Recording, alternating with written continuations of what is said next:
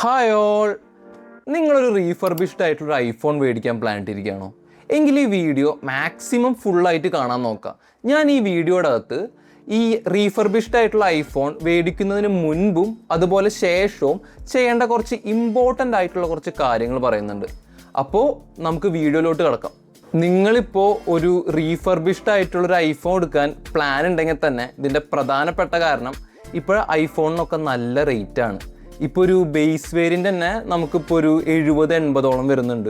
Pro ആണെന്നുണ്ടെങ്കിൽ 1.10, 1.5 ഒക്കെയാണ് ഇപ്പോൾ റേറ്റ് വരുന്നത്.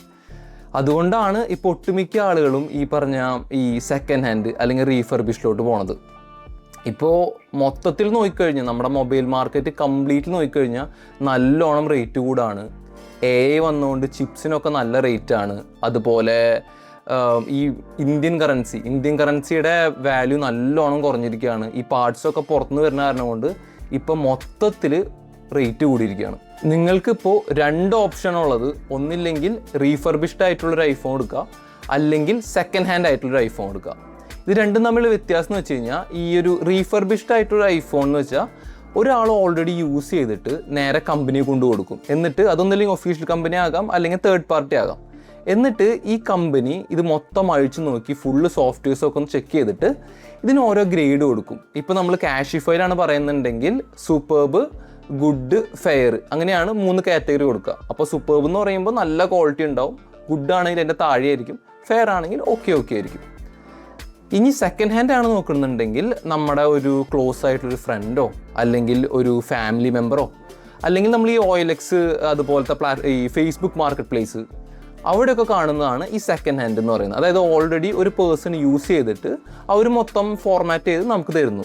പക്ഷേ മാക്സിമം ഈ സെക്കൻഡ് ഹാൻഡ് ഒഴിവാക്കാൻ നോക്കുക. നിങ്ങൾ എക്സ്പെഷ്യലി പൈസ കൊടുത്താണ് മേടിക്കുന്നുണ്ടെങ്കിൽ, ഈ ഫാമിലി മെമ്പറൊക്കെ ആണെങ്കിൽ ചിലപ്പോൾ നമുക്ക് ഗിഫ്റ്റ് ആയിട്ട് തന്നൊന്നും ചോദിക്കും. അല്ലാതെ നമ്മളിപ്പോൾ ഈ OLXൻ്റെ ഉള്ളിൽ കൂടെ അല്ലെങ്കിൽ ഈ ഫേസ്ബുക്ക് മാർക്കറ്റ് പ്ലേസ് അതിൻ്റെ ഉള്ളിൽ കൂടെയൊക്കെ നമ്മൾ പൈസ കൊടുത്താണ് മേടിക്കുന്നുണ്ടെങ്കിൽ മാക്സിമം ഒഴിവാക്കാൻ നോക്കാം. കാരണം എന്ന് വെച്ച് കഴിഞ്ഞാൽ ഇതിൻ്റെ ഇൻറ്റേർണൽ ഡാമേജ് എന്തോരം ഉണ്ടെന്ന് നമുക്കറിയില്ല. ചിലപ്പോൾ വാട്ടർ ഡാമേജ് വന്നിട്ടുള്ളതായിരിക്കാം, അതുപോലെ ക്യാമറയ്ക്ക് ഇഷ്യൂ ഉണ്ടാവും, അതുപോലെ ഈ ബാറ്ററി ബൂസ്റ്റപ്പ് ചെയ്തായിരിക്കും. അതൊക്കെ നമ്മൾ ശരിക്കും ശ്രദ്ധിക്കണം. അപ്പോൾ പരമാവധി റീഫർബിഷ്ഡ് ആയിട്ടുള്ള ഫോൺ തന്നെ എടുക്കാൻ നോക്കാം. ഇങ്ങനെ റീഫർബിഷ്ഡ് ആയിട്ട് ഐഫോൺ എടുക്കുന്ന ആൾക്കാർ പ്രധാനമായിട്ടും 2 കാറ്റഗറി ഓഫ് ആൾക്കാരായിരിക്കും. ഒന്ന് ഈ ഐഫോണിൻ്റെ ബ്രാൻഡ് അതുപോലെ അതിൻ്റെ ക്വാളിറ്റി ഇഷ്ടപ്പെട്ട് വരുന്ന ആൾക്കാർ. രണ്ടാമത്തെ കാറ്റഗറി എന്ന് വെച്ച് കഴിഞ്ഞാൽ ഫോട്ടോഗ്രാഫേഴ്സ് അതുപോലെ വീഡിയോഗ്രാഫേഴ്സ്. ഈ രണ്ടാമത് പറഞ്ഞ കാറ്റഗറി ഉള്ള ആളുകൾ ശരിക്കും ശ്രദ്ധിക്കണം. കാരണം എന്ന് വെച്ച് കഴിഞ്ഞാൽ ഈ പ്രോയും അതുപോലെ ബേസ് വേരിയൻറ്റും തമ്മിൽ അത്യാവശ്യം നല്ല ഡിഫറൻസ് വരുന്നുണ്ട്. നമുക്കിത് എസ്പെഷ്യലി ഒരു വീഡിയോ എടുക്കുകയാണ്, ഈ രാത്രി വീഡിയോ എടുക്കുകയാണ്, അതുപോലെ രാത്രി ഫോട്ടോ ഒക്കെ എടുക്കുകയാണെന്നുണ്ടെങ്കിൽ ഈ പ്രോയും ബേസും തമ്മിലുള്ള ഡിഫറൻസ് നമുക്ക് ശരിക്കും മനസ്സിലാവും. പിന്നെ എസ്പെഷ്യലി വീഡിയോഗ്രാഫേഴ്സിന് വേണ്ടിയിട്ട്, അതായത് നിങ്ങളിപ്പോൾ വീഡിയോ എടുക്കുകയാണെന്നുണ്ടെങ്കിൽ നല്ലോണം ബാറ്ററി വലിക്കും. പിന്നെ ഐഫോൺസിന് കമ്പാരിറ്റീവ്ലി ബാറ്ററി ലൈഫ് കുറവാണ്. പിന്നെ നിങ്ങൾ റീഫർബിഷ്ഡും കൂടിയാണ് എടുക്കുന്നുണ്ടെങ്കിൽ വീണ്ടും കുറയും. അപ്പോൾ പരമാവധി കുറച്ചും കൂടെ നല്ല ബാറ്ററി ഉള്ള ഫോൺ എടുക്കാൻ ശ്രമിക്കുക. കാരണം നമുക്കിപ്പോൾ ഒരു ഷൂട്ട് എന്നൊക്കെ പറഞ്ഞു കഴിഞ്ഞാൽ പുറത്തൊക്കെ പോയിട്ടൊരു 3 മണിക്കൂർ അതിന് കൂടാറുണ്ട്. പക്ഷേ അത്ര നേരമൊക്കെ നിൽക്കണമെന്നുണ്ടെങ്കിൽ കുറച്ചും കൂടെ ബാറ്ററി ലൈഫ് ഉള്ളൊരു ഫോൺ തന്നെ വേണം. നിങ്ങളിപ്പോൾ ഒരു റെഡ്മി, റിയൽമി, വിവോ, ഓപ്പോ എന്നീ പറഞ്ഞ ഫോണുകളിൽ നിന്നൊക്കെയാണ് വരുന്നുണ്ടെങ്കിൽ നിങ്ങൾ കുറച്ചും കൂടെ ശ്രദ്ധിക്കണം. കാരണം എന്ന് വെച്ച് കഴിഞ്ഞാൽ ഈ ഫോണുകൾക്കൊക്കെ നല്ല ബാറ്ററി ലൈഫ് ഉണ്ട്. 5000, 6000, 7000 എന്നൊക്കെ പറഞ്ഞിട്ട് ഈ പറഞ്ഞ ഫോണുകൾക്ക് ബാറ്ററി ലൈഫ് ഉണ്ട്. അപ്പോൾ നിങ്ങൾക്കിപ്പോൾ ഒരു ചിട്ട ഉണ്ടാവും. അതായത് ഇപ്പോൾ രാവിലെ എണീക്കുന്നു, കുത്തിവെക്കുന്നു, അല്ലെങ്കിൽ രാത്രി എടുക്കാൻ പോണ നേരത്ത് കുത്തിവെക്കുന്നു. ഒരു ഇതുണ്ടാവുമല്ലോ, നമുക്ക് കുത്തിവെക്കുന്ന ടൈമിംഗ് ഉണ്ടാവുമല്ലോ. അപ്പോൾ ഈ പറഞ്ഞ ഐഫോൺസിന് ഇത്ര ബാറ്ററി ലൈഫ് ഇല്ല. അപ്പോൾ അത് നിങ്ങൾ ശരിക്കും ശ്രദ്ധിക്കണം. നമ്മൾ ഏത് ഐഫോണാണ് മേടിക്കുന്നത് അതിൻ്റെ MAH നോക്കിയിട്ട് വേണം നമ്മൾ മേടിക്കാനായിട്ട്.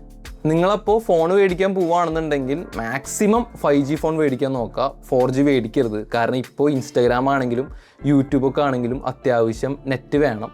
അപ്പോൾ മാക്സിമം 5G നോക്കുക. പിന്നെ സോഫ്റ്റ്വെയർസിൻ്റെ കാര്യം നോക്കണ്ട. കാരണം എന്ന് വെച്ച് കഴിഞ്ഞാൽ ഐഫോണാണ്, അത്യാവശ്യം കാലം സോഫ്റ്റ്വെയർ അപ്ഡേറ്റ്സും കാര്യങ്ങളും കിട്ടിക്കോളും. പിന്നെ മേടിക്കുന്ന സ്റ്റോർ അത്രയും ശ്രദ്ധിച്ചിട്ട് വേണം നമ്മൾ ചൂസ് ചെയ്യാൻ. ഓൺലൈൻ ആണെന്നുണ്ടെങ്കിൽ കാഷിഫൈ അല്ലെങ്കിൽ ആമസോൺ, ഫ്ലിപ്കാർട്ട്. ഈ ആമസോണിനും ഫ്ലിപ്കാർട്ടിനും ഈ പറഞ്ഞ ഈ റീഫർബിഷ്ഡ് മാത്രം വിൽക്കുന്ന കുറച്ച് സ്പേസ് ഉണ്ട്.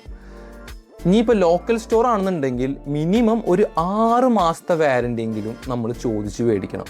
ഈ പറഞ്ഞ കാഷിഫൈലാണെങ്കിലും ഈ പറഞ്ഞ ആമസോൺ ഫ്ലിപ്കാർട്ടിലൊക്കെ ഓൾറെഡി ഉണ്ട്, എന്നാലും നോക്കിക്കോളോ. പക്ഷേ ഈ ലോക്കൽ സ്റ്റോറിൽ അങ്ങനെ അധികം കൊടുക്കാറില്ല. ഈ 6 മാസം ഉണ്ടെങ്കിൽ മാത്രമേ എടുക്കാൻ പാടുള്ളൂ. കാരണം എന്ന് വെച്ച് കഴിഞ്ഞാൽ ഇവരെങ്ങനെ വേണമെങ്കിലും നമ്മളെ പറ്റിക്കാൻ ചാൻസ് ഉണ്ട്. ഇപ്പോൾ ബാറ്ററി ബൂസ്റ്റ് ചെയ്ത് തരാം, അതുപോലെ ഈ ഇൻറ്റേർണൽ ഡാമേജ് ഉള്ള ഫോണായിരിക്കാം, വെള്ളം കയറിയ ഫോണായിരിക്കാം. ഇതൊക്കെ നമ്മൾ കുറച്ച് കാലം ഉപയോഗിച്ചാലേ നമുക്ക് മനസ്സിലാവുള്ളൂ. ഇതിപ്പോൾ ഒരു മാസം 2 മാസമൊക്കെ ഉപയോഗിച്ചിട്ട് നമുക്ക് ഡാമേജ് ഉണ്ടെങ്കിൽ നമുക്ക് തിരിച്ചയക്കാൻ പറ്റണം. കാരണം നമ്മൾ ഇത്രയും പൈസ സ്പെൻഡ് ചെയ്യുന്നതാണ്, നമ്മളത് ശരിക്കും ശ്രദ്ധിക്കണം. പിന്നെ ഒരു ഫോൺ മേടിച്ച് കഴിഞ്ഞ് കഴിഞ്ഞാൽ അപ്പം തന്നെ ചെയ്യേണ്ടത് അതിൻ്റെ സീരിയൽ നമ്പർ ഒന്ന് നോക്കാം, അതുപോലെ തന്നെ അതിൻ്റെ പാർട്സിൻ്റെ ഹിസ്റ്ററി ഒന്ന് നോക്കാം. അതൊക്കെ നമുക്ക് സെറ്റിങ്സിൽ പോയി കഴിഞ്ഞാൽ നമുക്ക് നോക്കാൻ പറ്റും. അതായത് ഈ പറഞ്ഞ പാർട്സ് ഒറിജിനലാണോ അല്ലെങ്കിൽ ഡ്യൂപ്ലിക്കേറ്റ് ആണോ എന്ന്. സീരിയൽ നമ്പർ ആണെന്നുണ്ടെങ്കിൽ ഓൾറെഡി ഗൂഗിളിൽ ഒരുപാട് വെബ്സൈറ്റ്സ് ഒക്കെ ഉണ്ട്. ജസ്റ്റ് അതിൻ്റെ അകത്ത് പോയിട്ട് നമ്മുടെ സീരിയൽ നമ്പർ ടൈപ്പ് ചെയ്ത് കൊടുത്തു കഴിഞ്ഞാൽ അറിയാൻ പറ്റും ഈ ഫോൺ ഒറിജിനലാണോ അല്ലേ എന്നുള്ളത്. പിന്നെ നമുക്ക് ടച്ച് നോക്കാം, ബട്ടൺ നോക്കാം, അതിനൊക്കെ നമുക്ക് ആക്ച്വലി സമയമുണ്ട്. നമ്മൾ ഈ 6 മാസത്തെ വാറൻറ്റി ഉള്ള കാരണം കൊണ്ട് നമുക്ക് മെല്ലെ ഓരോരോ പ്രശ്നങ്ങൾ നമുക്ക് നോക്കാം. ഇതിൻ്റെ ഇപ്പോൾ ഡിസ്പ്ലേ വർക്ക് ചെയ്യുന്നുണ്ടോ, ഈ ടച്ച് ഓക്കെ ആണോ, ബട്ടൺസ് എല്ലാം ഓക്കെ ആണോ, സ്പീക്കേഴ്സ് ഗുഡാണോ, അത് നമുക്ക് ഒരിക്കലും ഒറ്റ സ്പോട്ടിൽ ഒറ്റ സ്ട്രെച്ചിൽ നോക്കിക്കഴിഞ്ഞാൽ നമുക്ക് കിട്ടില്ല. അതുകൊണ്ടാണ് ഈ പറഞ്ഞ 6 മാസത്തെ നമ്മൾ എടുക്കണമെന്ന് പറയുന്നത്.